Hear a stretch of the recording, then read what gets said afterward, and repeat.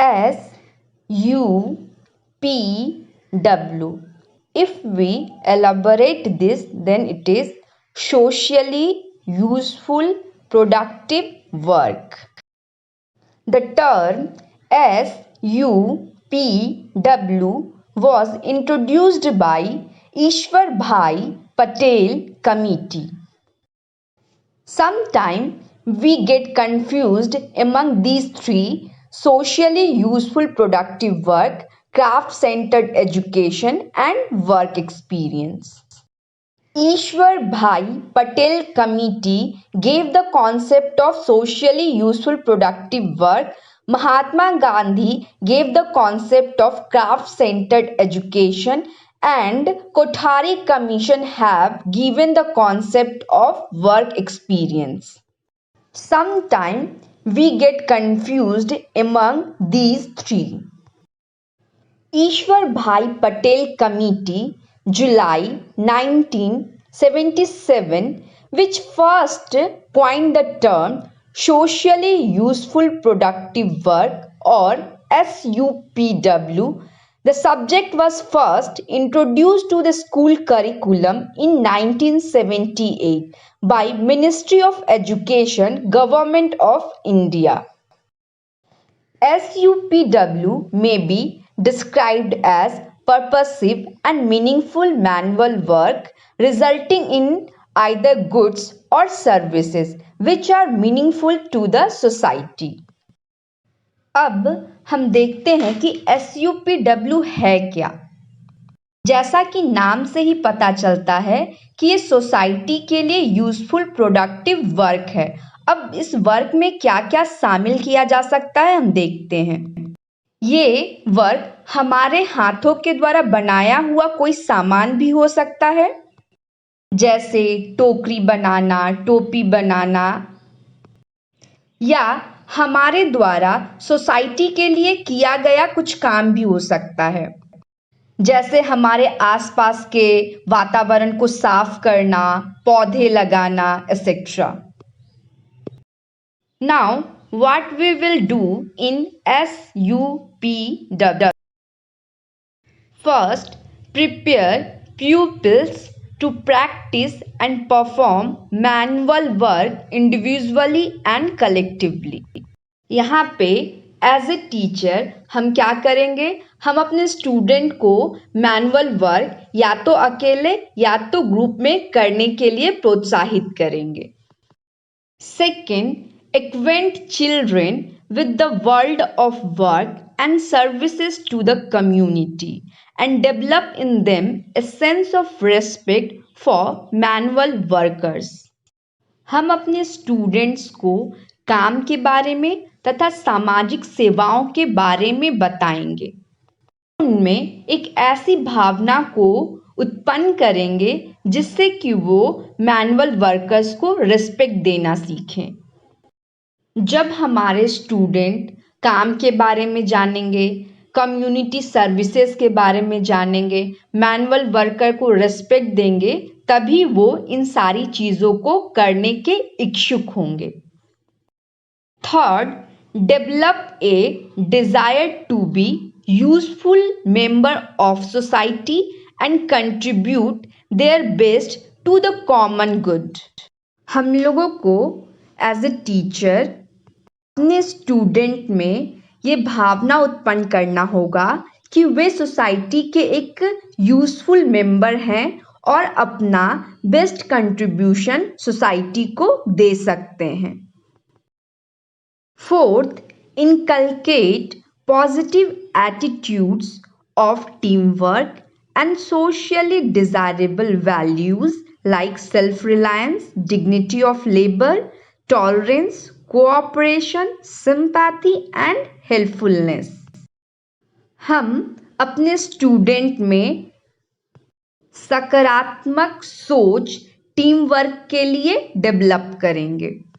जब हमारे स्टूडेंट में पॉजिटिव एटीट्यूड टीम वर्क के लिए डेवलप होगा तो उनमें कुछ वैल्यूज खुद ब खुद डेवलप होंगे, जैसे सेल्फ रिलायंस, खुद पे विश्वास करना, डिग्निटी ऑफ लेबर, हर काम को बराबर समझना, टॉलरेंस, जब वो ग्रुप में काम करेंगे तो उनमें टॉलरेंस की भावना भी उत्पन्न होगी,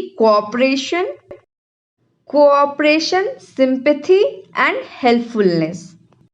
जब स्टूडेंट एक टीम में काम करते हैं तो वो एक दूसरे को कोऑपरेट करते हैं, एक दूसरे के प्रति सिंपैथी रखते हैं और आपस में एक दूसरे को हेल्प भी करते हैं। Fifth, lead children to participate increasingly in productive work as they go from one stage of education to another and thereby enable them to earn while they learn. अब हमें अपने स्टूडेंट को ज़्यादा से ज़्यादा प्रोडक्टिव काम करने के लिए उत्साहित करना चाहिए, क्योंकि जैसे जैसे हमारे स्टूडेंट बड़े होंगे उन्हें काम का इम्पोर्टेंस समझ में आना चाहिए। जब स्टूडेंट मैनुअल वर्क करेंगे तो उसी टाइम वो कुछ पैसे भी कमा सकते हैं। That is they earn while they learn. It breeds the gap between life and education and work. It makes learning effective and useful. It correlates knowledge with craft and theory with practice.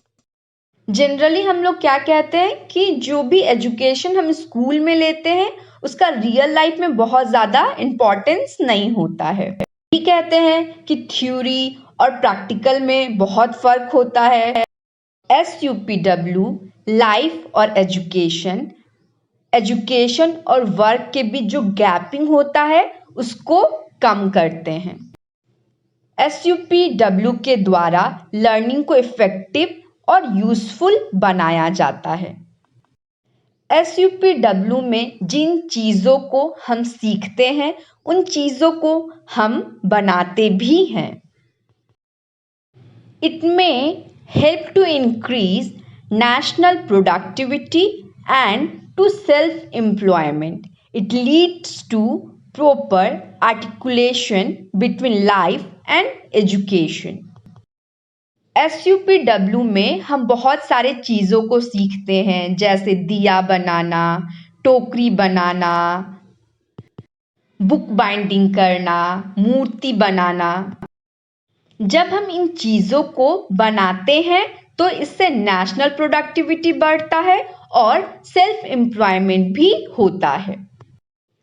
तो अब क्या होता है कि SUPW के कारण हमारे life और एजुकेशन के बीच एक संबंध स्थापित होता है। जो हम सीखते हैं वो हम अपने रियल लाइफ में करते भी हैं।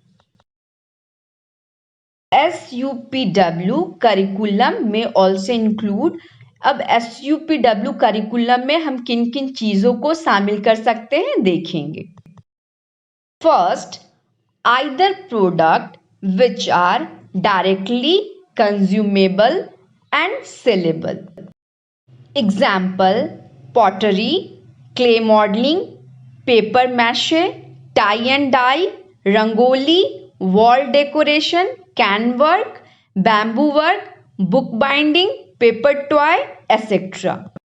अब हम SUPW में उन चीज़ों को बनाते हैं जो डायरेक्ट स्कूल में यूज़ हो सकते हैं या उन्हें बेचा जा सकता है, जैसे मिट्टी के बर्तन बनाना, चिकनी मिट्टी के कुछ सामान बनाना, कागज़ की लुगदी बनाना, रंगोली बनाना, वॉल डेकोरेशन के लिए सामान बनाना, बेंत वर्क करना, बांस के काम करना, बुक बाइंडिंग करना, पेपर के खिलौने बनाना।